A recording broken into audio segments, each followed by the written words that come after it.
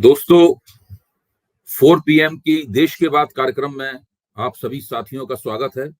मैं रोज सवेरे उठता हूं। लगभग पिछले 40 साल से सवेरे उठकर मेरा पहला काम ये होता है कि मैं कई अखबार पढ़ता हूं। कम से कम 5 या 6 अंग्रेजी के अखबार पढ़ता हूं, 2 या 3 हिंदी के अखबार पढ़ता हूं और इसमें करीब मेरी दिनचर्या के शुरुआती 2-3 घंटे खर्च होते हैं। मैं इन अखबारों में लिखता भी हूं और अखबारों में दूसरों का लेखन पढ़कर समाज और राजनीति में क्या हो रहा है उसकी जानकारी हासिल करता हूं। मुझे काफी ज्ञान मिलता है इन अखबारों से। और मैं जितने भी शोधार्थी मेरे पास आते हैं, जिन्हें पत्रकारिता में दिलचस्पी होती है, जो समाज विज्ञान में दिलचस्पी रखते हैं, उन सबसे मैं कहता हूं कि रोज सवेरे उठकर अखबार पढ़ा करो। एक अखबार तो कम से कम पढ़ो ही, उसका संपादकीय पृष्ठ पढ़ो और हो सके तो एक से ज्यादा अखबार पढ़ो। बहरहाल, मेरी सलाह कितने लोग मानते हैं कितने नहीं मानते ये मुझे नहीं पता, लेकिन मुझे रोज अखबार पढ़ने से बहुत फायदा हुआ। जब मैं दैनिक भास्कर पढ़ रहा था, हिंदी का देश का सबसे ज्यादा बिकने वाला अखबार है, केवल हिंदी का ही नहीं, देश की किसी भी भाषा का सबसे ज्यादा बिकने वाला अखबार दैनिक भास्कर है। संयोग से मैं खुद भी दैनिक भास्कर में नियमित रूप से लिखता हूँ। हर 10-12 दिन में मेरा एक लेख दैनिक भास्कर में प्रकाशित होता है। ये दैनिक भास्कर का संपादकीय क्या है और उस संपादकीय को पढ़कर मुझे क्या ज्ञान प्राप्त हुआ। बहुत छोटा सा संपादकीय है। अगर ये संपादकीय मैं आपको पढ़कर सुनाऊं तो मुश्किल से इसमें 1.5 या 2 मिनट लगेगा। मैं चाहता हूं कि आज आप मेरे मुंह से ये संपादकीय सुन लें। इससे जो मैंने दिशा प्राप्त की, मैंने इस देश की राजनीति किस दिशा में जा रही है वो समझा। मैं चाहता हूं कि वो बात आप तक भी पहुंचे। देखिए, ये बहुत छोटा संपादकीय है। इसका शीर्षक है सभापति पर अविश्वास के मायने क्या है। यह अविश्वास शब्द जो है इन्वर्टेड कॉमास में है। अब आप सुनिए, दैनिक भास्कर ने, जो देश का सबसे बड़ा अखबार है, किसी भी पार्टी का समर्थक या विरोधी नहीं है, किसी भी नेता का समर्थक या विरोधी नहीं है, वो सभापति पर अविश्वास के मायने क्या है शीर्षक से कौन सी राय दे रहा है। ये संपादक की अपनी राय है, क्योंकि जब मेरा लेख इसमें छपता है, नीचे लिखा होता है ये लेखक के अपने विचार हैं, लेकिन ये विचार दैनिक भास्कर के विचार हैं। दैनिक भास्कर, जिसको करोड़ों करोड़ों हिंदी भाषी, हिंदी के पाठक रोज सुबह पढ़ते हैं। देखिए, भास्कर क्या लिखता है। सभापति कौन है? सभापति है उपराष्ट्रपति जगदीप धनखड़, जो कि उपराष्ट्रपति होने के नाते राज्यसभा के सभापति भी है। वो क्या लिखते हैं, दैनिक भास्कर उनके इस पूरे प्रकरण के बारे में क्या लिखता है, ये देखकर आपको पता चलेगा कि देश की राजनीति किधर जा रही है, किसका ग्राफ नीचे जा रहा है और किसका ग्राफ चढ़ रहा है। सुनिए, संख्यात्मक रूप से सबल विपक्ष ने राज्यसभा के सभापति के खिलाफ अविश्वास प्रस्ताव लाने का उपक्रम शुरू किया है। उपराष्ट्रपति ही राज्यसभा, जो राज्यों की परिषद भी है, के पदेन सभापति होते हैं। चूंकि इनका चुनाव राज्यसभा और लोकसभा दोनों मिलकर करती हैं, लिहाजा इनके हटाए जाने के लिए 3 शर्तें हैं।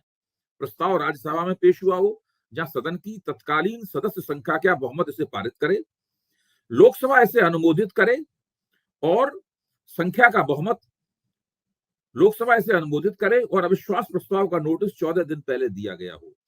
लोकसभा में विपक्ष अल्पमत में है, यानी प्रस्ताव पारित नहीं होगा।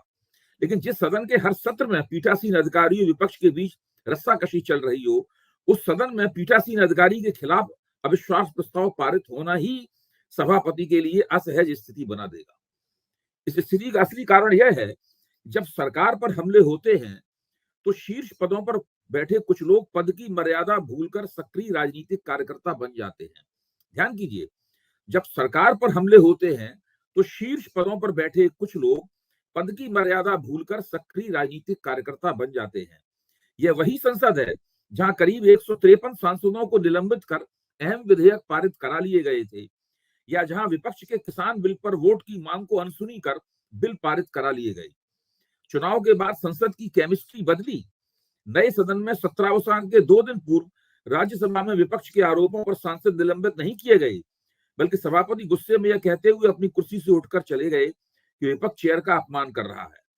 यह संख्यात्मक रूप से मजबूत विपक्ष का ही दबाव था कि विवादास्पद वक्फ कानून का मसौदा जेपीसी को सौंपा गया। आने वाले दिनों में संसद में यह गर्माहट कहीं आग न बने, हिंडनबर्ग खुलासा भी आक्रामक विपक्ष के तर्कश का नया तीर होगा।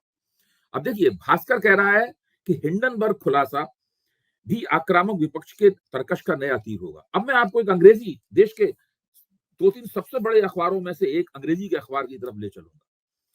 हिंदुस्तान टाइम्स, जो कि बिरला समूह का अखबार है, उसका संपादकीय है, जिसकी मैं ऊपर की केवल शीर्षक और 3 लाइनें आपको पढ़ के सुनाऊंगा।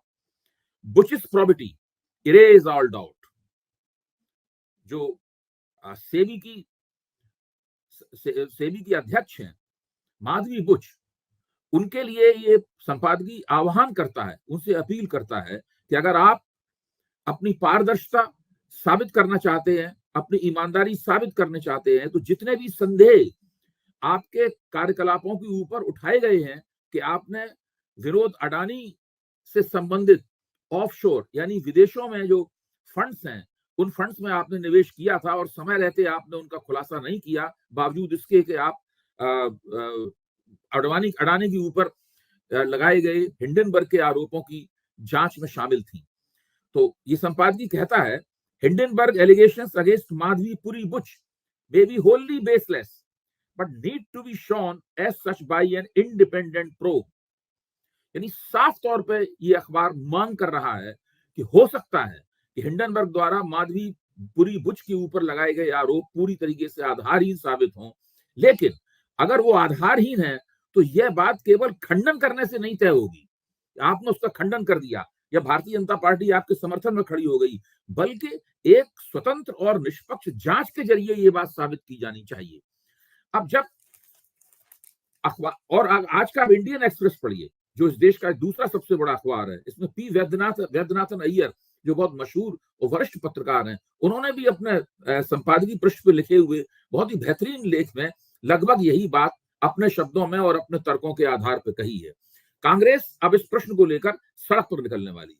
कांग्रेस संसद में उठाई गई मांग और सड़क पे आंदोलन को दोनों को जोड़ेगी और इस तरीके से देश की राजनीति में एक आर्थिक प्रश्न राजनीति के केंद्र में आएगा। ऐसा बहुत कम होता है। अडानी वाला मसला बहुत पेचीदा मसला है, इसको समझने के लिए एक विशेषज्ञ निगाह की आवश्यकता है। अगर मैं भी आपको विश्वास के साथ इस मसले को समझाना चाहूं तो मैं शायद नहीं मानूंगा कि मैं इस मसले को ठीक से समझा पाऊंगा। सरल भाषा में इस मसले को समझाना मुश्किल है कि किस तरीके से अडानी ने बाहर ले जाए गए पैसे को रूट करके वो वापस लाए और उन पैसे के जरिए अपने शेयरों को आगे बढ़ाया। ध्यान कीजिए, करीब 18 महीने पहले जब हिंडनबर्ग रिपोर्ट में अडानी के ऊपर यह आरोप लगा था कि वो फर्जीवाड़ा करके अपने शेयरों की कीमत बढ़ा रहे हैं, कृत्रिम रूप से, नकली रूप से बढ़ा रहे हैं, तब अडानी के शेयर 60% गिर गए थे और चारों तरफ बहुत हंगामा हुआ था। आज उन्होंने उतना बड़ा आरोप तो नहीं लगाया, लेकिन उन्होंने अडानी को क्लीन चिट देने वाली सेबी की सभापति के ऊपर आरोप लगाया है कि उनका एक कॉन्फ्लिक्ट ऑफ इंटरेस्ट है। गौतम अडानी के भाई विनोद अडानी जिन ऑफशोर फंड्स को चलाते हैं, उन ऑफशोर फंड्स में उनका भी निवेश था और बहुत सारी ऐसी बातें हैं। आज इंडियन एक्सप्रेस के पन्ने पे एक बहुत बड़ा ग्राफ भी पहले पन्ने में प्रकाशित हुआ है। मैं चाहता हूं कि हमारे 4 PM के जो सुधी श्रोता हैं वो इन अखबारों के ऊपर भी निगाह डालें, तब वो पाएंगे कि आखिरकार इस देश में चल क्या रहा है। भाई, स्टॉक मार्केट में किसका पैसा लगा हुआ है? स्टॉक मार्केट में हमारे आपके जैसे कई छोटे बड़े निवेशकों का पैसा लगा हुआ है। उस पैसे के साथ कौन खेल कर रहा है, इस खेल का पता लगाया जाना चाहिए और कांग्रेस लंबे अरसे से ये मांग उठाती रही है। सवाल ये नहीं है कि हिंडनबर्ग ने आरोप लगाए या हो सकता है किसी ऐसी कंपनी ने जांच करके आरोप लगाए होते जिसका नाम कुछ और होता। मैं हिंडनबर्ग कंपनी का प्रशंसक या समर्थक नहीं हूं। प्रश्न यह है कि जब उसके द्वारा लगाए गए आरोप सार्वजनिक जीवन में आते हैं तो शक पैदा होता है और भारतीय अर्थव्यवस्था जिस विकृति का शिकार है, उस विकृति का नाम है क्रोनी कैपिटलिज्म, यानी सरकार की गोद में बैठा हुआ पूंजीवाद। सरकार दो एक चुनिंदा घरानों को अपनी गोद में बैठाती है और उनको दूसरे घरानों के नुकसान की कीमत पर विशेष किस्म के फायदे पहुंचाए जाते हैं। इसको क्रोनी कैपिटलिज्म कहते हैं। इसको आप गोदी पूंजीवाद भी कह सकते हैं। देश के बड़े बड़े अर्थशास्त्रियों ने इस परिघटना की जांच की है और इस परिघटना की जांच करके ये बताने की कोशिश की है कि ये भारतीय अर्थव्यवस्था की प्रमुख विकृति है। भारतीय अर्थव्यवस्था का विकास दरअसल जिन बातों की वजह से नहीं हो पा रहा है, उनमें ये एक बहुत ही प्रमुख बात है। अरविंद सुब्रमण्यम को हम और आप सब जानते हैं। वो मोदी सरकार के 4 या 5 वर्ष तक प्रमुख आर्थिक सलाहकार भी रह चुके हैं, प्रिंसिपल इकोनॉमिक एडवाइजर रह चुके हैं। उन अरविंद सुब्रमण्यम ने अपने लेख में ये लिखा है कि भारतीय अर्थव्यवस्था डबल ए डिस्टॉर्शन की शिकार है। डबल ए क्या है बताते हैं, अदानी अंबानी डिस्टॉर्शन, कि अदानी और अंबानी को विशेष रूप से प्रोत्साहित करना, उनको ठेके दिलवाना, तरह तरह के काम दिलवाना, और ये और नीतियों को अचानक बदल देना, ताकि इन दोनों घरानों को फायदा हो। इससे जो देश के दूसरे पूंजीपति हैं वो भौचक्के रह जाते हैं, उनकी समझ में नहीं आता कि अब हम क्या करें। यही कारण है कि देश के पूंजीपति अब पैसा होते हुए भी, उनकी तिजोरियां भरी हुई हैं, उसके बावजूद भी वो अर्थव्यवस्था में निवेश नहीं करते। चूंकि अर्थव्यवस्था में वो निवेश नहीं करते, इसलिए केवल सरकार ही उसके अंदर निवेश करती रहती है। ये वो बातें हैं जो मैं 4PM के मंच पर और दूसरे मीडिया मंचों पर कई बार कह चुका हूं, लेकिन ये बहुत जरूरी बातें हैं, इसीलिए नए संदर्भ में एक बार उनको इन बातों को फिर से कहने की जरूरत है। अब ये मसला जो कि विशेषज्ञों के बीच की चर्चा का मसला था, अब संसद से सड़क तक आने वाला है। हम सब लोग बार बार इस मसले की अनुगूंज सुनेंगे और ये बहुत ही महत्वपूर्ण मसला है, इसको समझने की जरूरत है। अब मैं आता हूं कि आखिरकार इस देश में 4 जून को जो लोकसभा नतीजे आए और उन नतीजों के परिणाम स्वरूप भारतीय जनता पार्टी का बहुमत चला गया और 9 जून को सरकार बनी। वो भाजपा की सरकार नहीं थी, बल्कि नेशनल डेमोक्रेटिक अलायंस एनडीए की सरकार थी। मोदी जी तीसरी बार प्रधानमंत्री बने, लेकिन वो मोदी सरकार के प्रधानमंत्री नहीं बने, बल्कि वो एनडीए सरकार के प्रधानमंत्री बने। और आज उनकी 63 सीटें कम हुई, बहुमत उनके हाथ से चला गया। मैं इसी चीज को हिंडनबर्ग रिपोर्ट और राज्यसभा के सभापति के खिलाफ जो विपक्ष महाभियोग लाने वाला है, उसके साथ जोड़ के बता रहा हूं कि देश का माहौल कितना ज्यादा बदल चुका है। आज का, फिर से मैं अखबार का सहारा लूंगा, आज का अगर आप टाइम्स ऑफ इंडिया देखें तो पूरे टाइम्स ऑफ इंडिया को पलटते जाइए। टाइम्स ऑफ इंडिया बड़ा विशाल अखबार है, बहुत पन्ने होते हैं उसके अंदर। जब आप 15वें पेज पे पहुंचते हैं, ध्यान कीजिए 15वें पेज पे, तो 15वें पेज के ऊपर वाले कोने में सिंगल कॉलम एक छोटी सी खबर आपको दिखाई पड़ती है। आप उस खबर को आंख लगा गड़ा कर देखिए तो उसमें तस्वीर भी लगी हुई है, छोटी सी, 1 अंगुल बड़ी तस्वीर, एक उंगली के एक पोर, 1 अंगुल जितनी बड़ी तस्वीर लगी हुई है। वो तस्वीर किसकी है? वो प्रधानमंत्री नरेंद्र मोदी की तस्वीर है। प्रधानमंत्री नरेंद्र मोदी की तस्वीर छाप के अखबार बता रहा है कि प्रधानमंत्री नरेंद्र मोदी ने आश्वासन दिया है कि देश के जंगलों में हाथियों के लिए एक सुरक्षित जगह मुहैया कराने का आश्वासन नरेंद्र मोदी दे रहे हैं, ताकि हाथियों को जंगल में आराम से रहने का मौका प्राप्त हो। आप कल्पना कर सकते हैं कि 4 जून से पहले नरेंद्र मोदी ने यह वक्तव्य दिया होता, वो किसी अखबार के 15वें पेज में बहुत ही नन्ही सी तस्वीर छपाकर छोटी सी खबर के रूप में छपता। वो पहले पन्ने पे होता, उसमें नरेंद्र मोदी हाथी के साथ खड़े होते, एक फोटो अपॉर्चुनिटी पूरी होती और उनकी जबरदस्त तस्वीर उनकी छप रही होती, और उसमें एक बड़ा सा हेडिंग होता कि नरेंद्र मोदी को वन्य पशुओं से कितना प्रेम है, उनका जीवन सुखपूर्ण बीते, इसके लिए वो कितना चिंतित हैं। ये सारी चीजें प्रकाशित होती हैं और मोदी जी बाकायदा जंगल सफारी में होते, एक वो हैट लगाए होते, उनके हाथ में एक बड़ा कैमरा होता जिसके अंदर एक बहुत बड़ा तोपनुमा टेली लेंस लगा होता। इस तरीके से उनकी पूरी खबर छपती है। आज स्थिति क्या है? आज जब मोदी जी हाथियों के ऊपर वक्तव्य देते हैं तो उसकी चूहे जैसी खबर 15वें पेज के ऊपर छपती है, जिसको ढूंढना पड़ता है, और अखबारों ने तो इस खबर को छापा ही नहीं।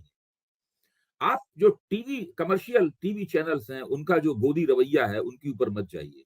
वो अभी भी उनमें से बहुत से चैनल मोदी जी का गुणगान करने में लगे हुए हैं। प्रिंट मीडिया पर ध्यान दीजिए, सोशल मीडिया पर ध्यान दीजिए, जहां से मैं आपको इस वक्त संबोधित कर रहा हूं। सोशल मीडिया पर ध्यान दीजिए और प्रिंट मीडिया पर ध्यान दीजिए, तब आपको पता चलेगा कि दरअसल देश के राजनीतिक माहौल में कितना परिवर्तन हुआ है। अब फिर से मैं एक और वरिष्ठ पत्रकार शेखर गुप्ता, जो इंडियन एक्सप्रेस के संपादक रह चुके हैं, आजकल एक बहुत बड़ा वेब समाचारों का वेब पोर्टल चलाते हैं, उनका एक बहुत महत्वपूर्ण आर्टिकल वो भी भास्कर में प्रकाशित हुआ। जिस पन्ने पे मेरा लेख प्रकाशित हुआ है, उसी के ऊपर वाले हिस्से में आपको शेखर गुप्ता का लेख मिलेगा। शेखर गुप्ता उस लेख में बड़े दिलचस्प तर्क देते हुए बताते हैं कि इस वक्त देश में वो नैरेटिव चल रहा है जो विपक्ष ने स्थापित किया। विपक्ष ने चुनाव लड़ने के दौरान जो बातें कही थी, जो मांगे की थी, और जिन मांगों को झूठा कहकर, फालतू कहकर सरकारी पार्टी यानी भारतीय जनता पार्टी ने ठुकरा दिया था, वे तमाम मांगे आज एनडीए की सरकार मान चुकी है और उन्हीं मांगों के आधार पर अपनी राजनीति को नियोजित करने की कोशिश कर रही है। ये मांगे क्या है, ये भी देखने की बात है इनको, ये क्योंकि इन्हीं मांगों के आधार पर, ये मांगे इसलिए मैं आपके सामने कहना चाहता हूं क्योंकि इन्हीं मांगों के आधार पर इस देश की राजनीति निकट भविष्य में बनने वाली है। विपक्ष ने चुनावी मुहिम चलाते हुए कहा था कि युवाओं में बेरोजगारी बढ़ी है, रोजगार पैदा करने के लिए सब्सिडी दी जानी चाहिए और उनके प्रशिक्षण की नई योजनाएं बनाई जानी चाहिए। नंबर 2, गरीबों, बेरोजगारों, किसानों को नकदी भुगतान किया जाना चाहिए। सभी बड़ी फसलों के लिए एमएसपी की कानूनी गारंटी दी जाए और किसानों के कर्ज माफ किए जाने चाहिए। अग्निपथ योजना पर पुनर्विचार किया जाना चाहिए। जातिगत जनगणना कराई जानी चाहिए और उसके आधार पर हर वर्ग को संख्या के अनुपात में सरकारी लाभ दिए जाने चाहिए। भारतीय जनता पार्टी ने इन बातों की कोई परवाह नहीं की, लगातार इन बातों की वो खिल्ली उड़ाती रही। भाजपा के रणनीतिकार जब चुनाव के दौरान बैठते थे, आपस में चर्चा करते थे, तो महंगाई, बेरोजगारी, अग्निवीर वगैरह इन तमाम बातों के ऊपर उनमें चर्चा भी नहीं होती थी। वो तो मान के चलते थे कि मोदी जी ने अपने आप को भगवान घोषित कर दिया है, वो विष्णु भगवान के अवतार हैं या वो नॉन बायोलॉजिकल हैं, और उनको तो करीब 350 करीब सीटें मिलनी तय है और 400 पार एनडीए का जाना तय है। जब चुनाव से रिजल्ट से थोड़ा पहले राष्ट्रीय स्वयंसेवक संघ के सरसंघ चालक डॉक्टर मोहन भागवत और दूसरे महत्वपूर्ण पदाधिकारियों के साथ में अमित शाह और नरेंद्र मोदी की बैठक हुई थी, जब उन्होंने पूछा राष्ट्रीय स्वयंसेवक संघ ने, आखिरकार भारतीय जनता पार्टी उन्हीं की संतान है, कि भाई चुनाव में आपका क्या होने वाला है, तो अमित शाह और मोदी ने उनसे कहा था आप बिल्कुल तय कीजिए, 325 तय समझिए, 325 से कम सीटों तो किसी कीमत पर नहीं आएगी। मैंने तो यह भी सुना है कि सारी तैयारी पूरी कर दी गई थी कि सीटें 325 से 350 के बीच में आएंगी।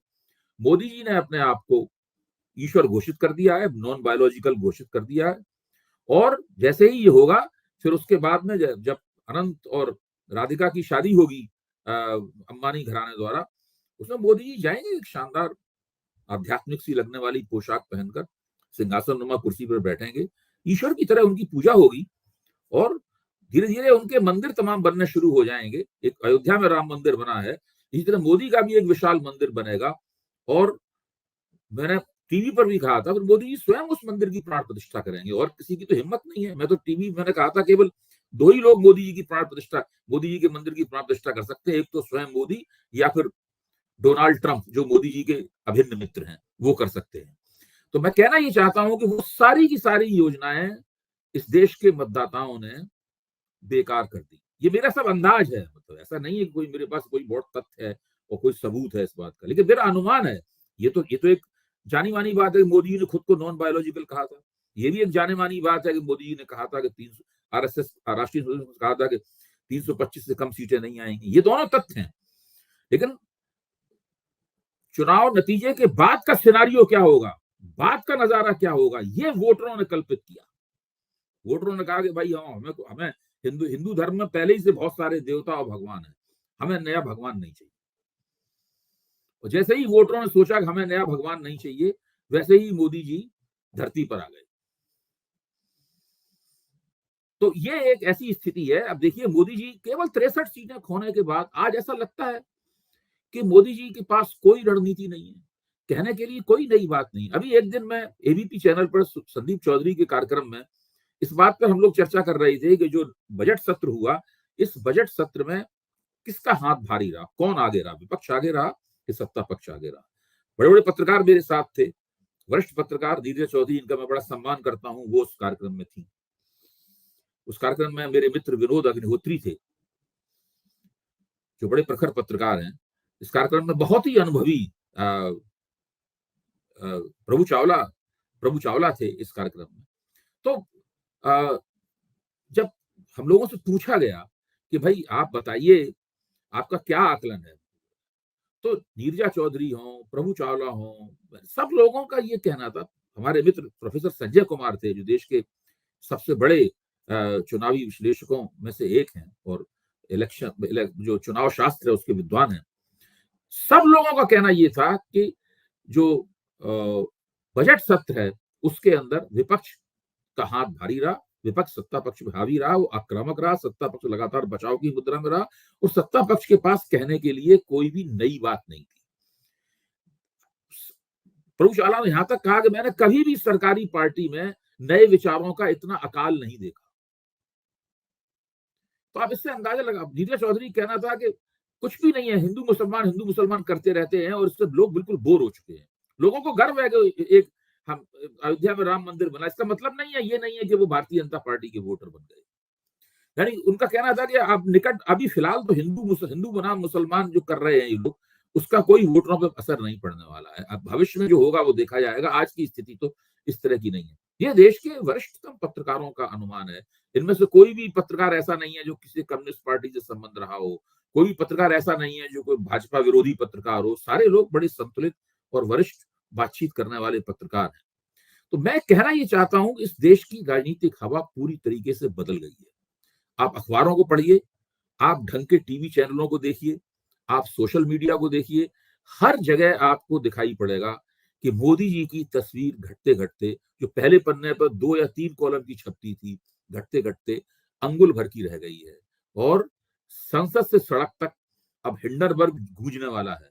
संसद से सड़क तक अब अग्निवीर गूंजने वाला है। संसद से सड़क तक अब एमएसपी की मांग गूंजने वाली है। मोदी सरकार को सांस लेना भी मुश्किल हो जाएगा।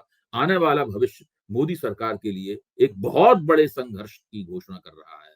अगर वो सुन सकते हैं तो वो इस बात को सुन लें। धन्यवाद। आज बस इतना ही।